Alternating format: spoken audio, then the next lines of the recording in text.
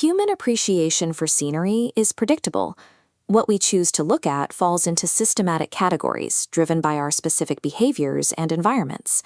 By analyzing these distinct preferences, we can identify the specific drivers behind our desire to travel and seek out different vistas.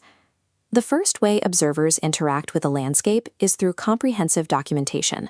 Faced with the vast scale of an environment like the Sapa rice terraces, the immediate instinct is to preserve a visual record of nature's beauty. Conversely, a second group avoids taking photos entirely. They find that being behind a lens can detract from the experience, preferring to sit quietly and absorb the atmosphere.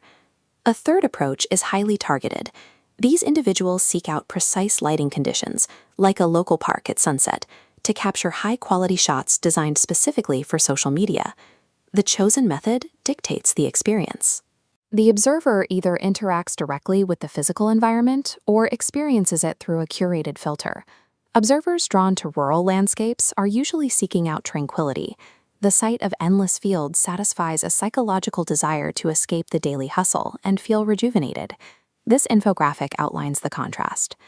Opposite rural tranquility is a demographic fascinated by urban skylines and modern architecture. A third demographic balances these aesthetics, appreciating both the peaceful charm of a morning hike and the visual appeal of sleek skyscrapers. The choice between an open field and a dense skyline is a reflection of an observer's internal psychological needs at the time of viewing. Geography also influences perceived value. Those who prefer landscapes within their own country often seek out a sense of cultural heritage. Local features like towering limestone karsts in national parks offer a deep sense of familiarity. Those looking outward are driven by a need for captivating novelty. Exotic landscapes like the snow-capped Swiss Alps or Japanese cherry blossoms broaden horizons precisely because they represent unfamiliar terrain.